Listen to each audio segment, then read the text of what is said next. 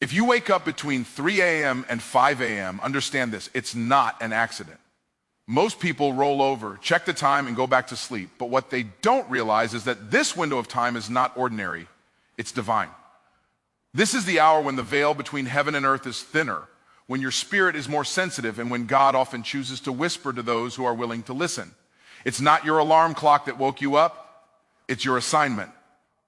When your spirit stirs in the middle of the night, heaven might be trying to get your attention. You see, most people are so busy throughout the day that God can't get a word in. There's too much noise, phone notifications, conversations, distractions, anxiety. But between 3 a.m. and 5 a.m., the world is quiet. The noise of life has gone silent. That's when revelation travels fastest. That's when clarity is clearest. If you've been praying for direction, for answers, for peace, or for purpose, this is often when the response comes. Don't treat it like an inconvenience. Treat it like an invitation. When you wake up at that hour, don't rush to grab your phone. Don't scroll. Don't complain. Instead, take a deep breath and recognize the moment. Say, Lord, I'm listening. Stillness is not emptiness, it's awareness. The stillness of 3 a.m., your next life chapter. What you do in private before the world wakes up determines how you show up when the world is watching. So the next time your eyes open before dawn, don't complain, thank God, don't question, listen. Don't dismiss it as insomnia. Recognize it as invitation. Heaven doesn't wake you up to waste your time, it wakes you up to prepare your path. Every great destiny requires moments of isolation and illumination. Between 3 a.m. and 5 a.m., God may be calling you to rise above distractions and prepare for transformation. Because when you win the morning, you win the day. And when you answer the call between 3 a.m. and 5 a.m., you're not just waking up. You're waking up to purpose, to destiny, and to divine alignment. When you wake up between 3 a.m. and 5 a.m., don't rush to assume it's just restlessness or your body being out of rhythm. You have to recognize that this could be a divine wake-up call. A moment where heaven interrupts your sleep because there's something God wants to show you, tell you, or prepare you for. This is not ordinary time. This is sacred time. In those early hours when everything is silent, the spiritual realm is more active. The distractions that dominate your day are asleep, and that's when God can speak directly to your spirit without competition. Sometimes you've been praying for clarity, direction, or breakthrough, but you've been too busy to hear the response. So God waits until you're still, until your mind is quieted and your heart is open, and that's when he wakes you up. That sudden stirring in your spirit at 3:17 a.m. might be heaven's way of saying, I have something to tell you. It's not insomnia, it's instruction.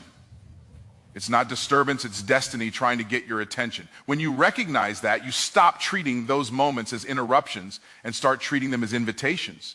You begin to understand that God isn't just answering your prayers, he's aligning your timing.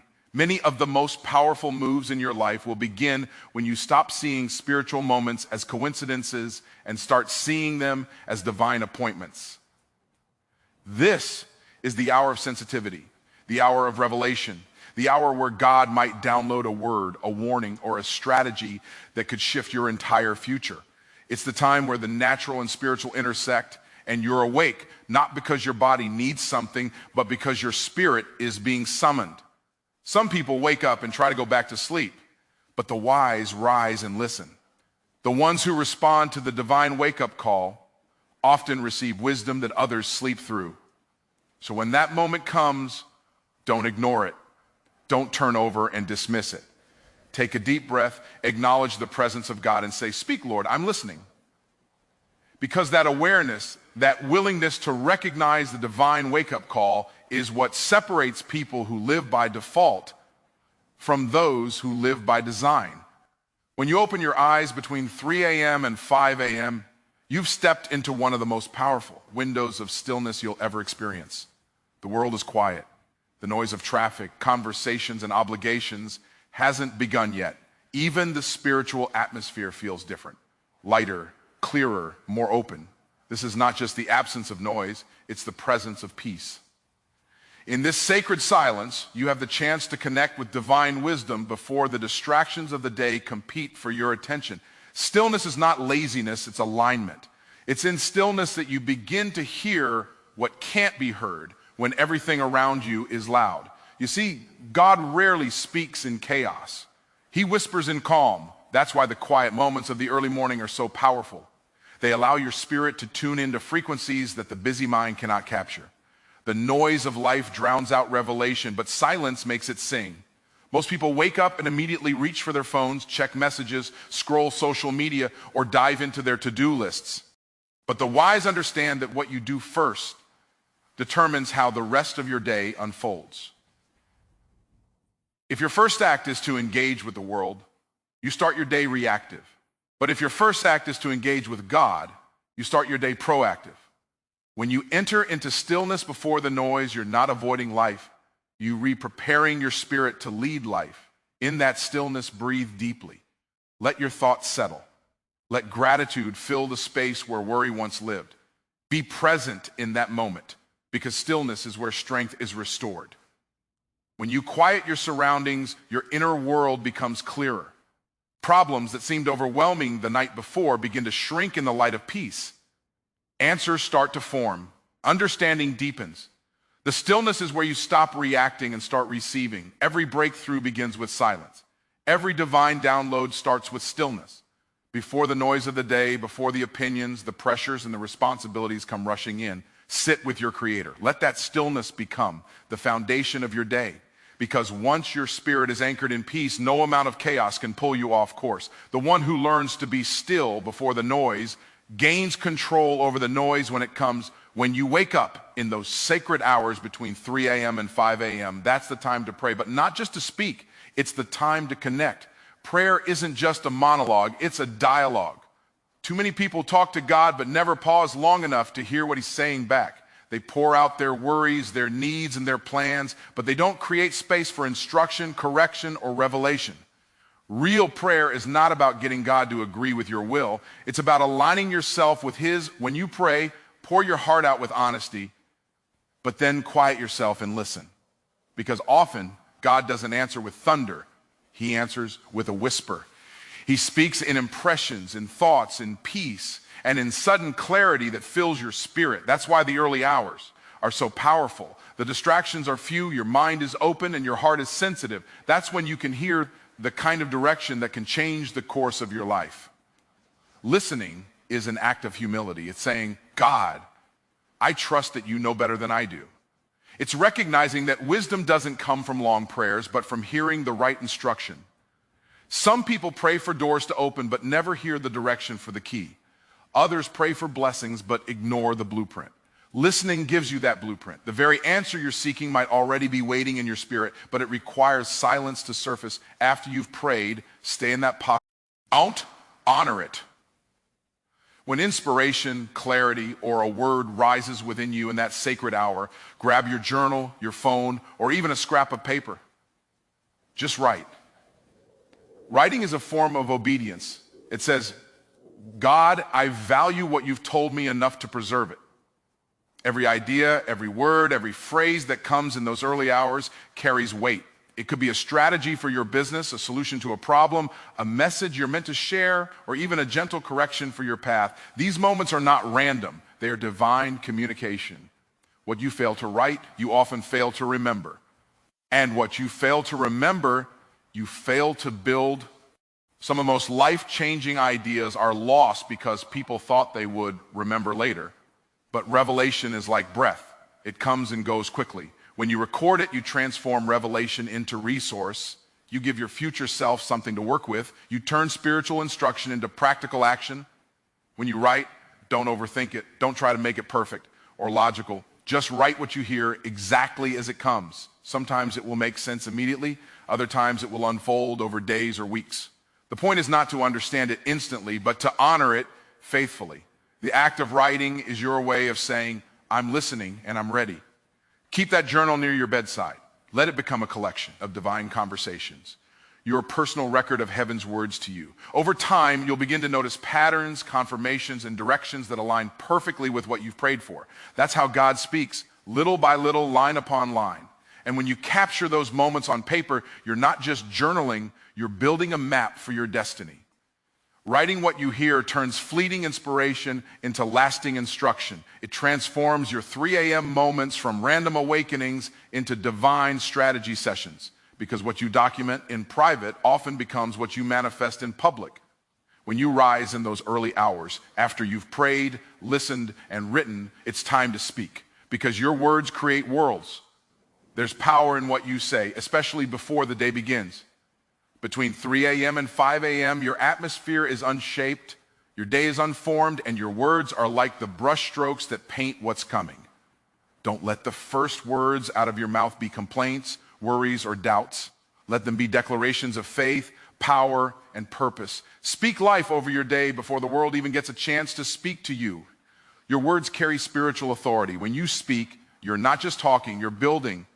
You are setting the tone, commanding the direction, and aligning your environment with heaven's intention. If you begin your morning by saying, "This is the day the Lord has made, I will rejoice and be glad in it," you shift your perspective before your problems even appear. You tell your spirit how to respond instead of letting circumstances decide for you. That's what it means to speak life, to plant words of faith before the seeds of fear can take root. Say what you desire to see, not what you fear might happen.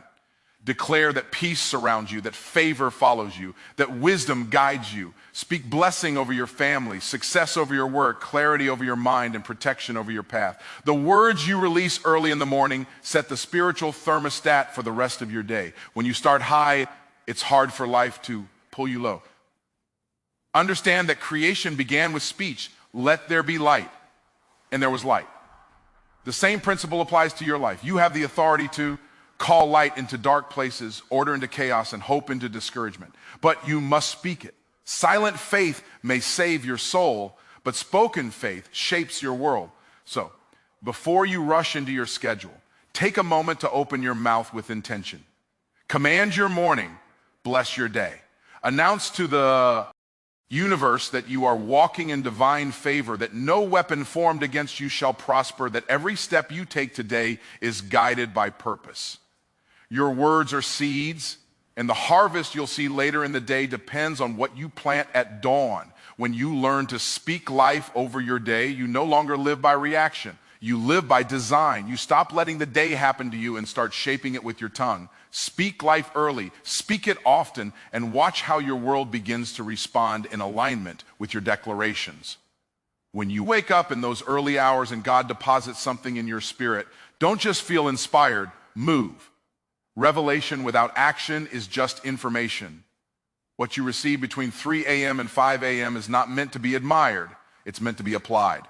Faith is not proven by what you hear, it's proven by what you do with what you've heard. Too many people get divine ideas, powerful insights, and clear instructions, but they hesitate. They wait for everything to make sense before they act. But faith doesn't wait for full understanding. Faith moves with divine conviction.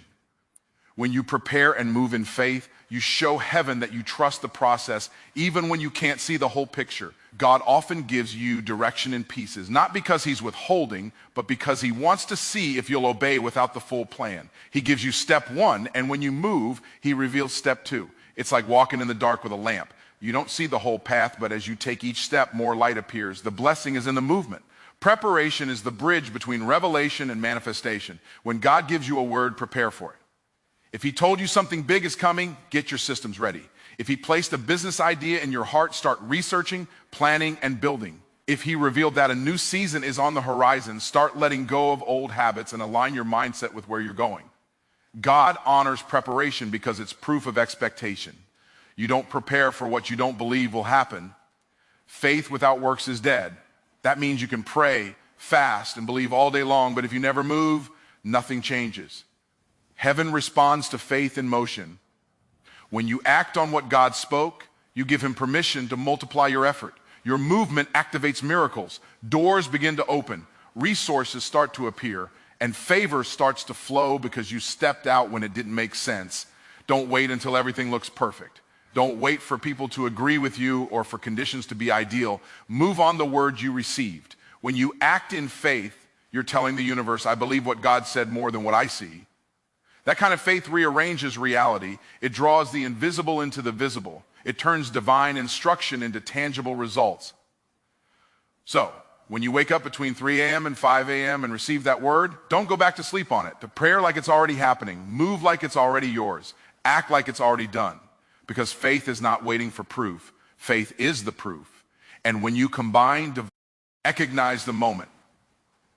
You have to choose stillness before the world starts spinning. You have to listen, write, speak, and then move in faith. That's how spiritual revelation becomes natural transformation. The people who rise early with purpose don't just wake up before the world, they rise above it. They understand that what happens before dawn shapes what happens after sunrise. The one who commands their morning doesn't have to chase their day. Their day follows the tone their spirit has already set. So the next time your eyes open between 3 a.m. and 5 a.m., don't dismiss it, don't fight it, don't roll over and ignore. Sit up, breathe.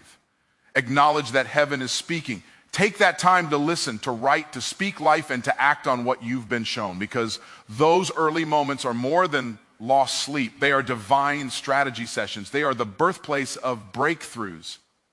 What you do in those quiet hours determines what manifests in your loud ones. Every dream, every purpose, every destiny begins in the dark before it's seen in the light. So when God wakes you up, don't go back to sleep on your calling. Answer the divine alarm. Because the hour between 3 a.m. and 5 a.m. isn't just when your body wakes, it's when your destiny does.